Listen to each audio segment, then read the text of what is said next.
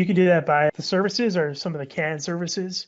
And then as an organization, you can create your own internal content packs.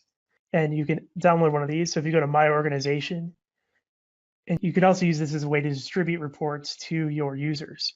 So I can make, for example, sales inventory pack. I can download this and get it now, and it will have sales and inventory reports that I've published. So you can see this was last published back in October, and I can say get it now, and that will download it.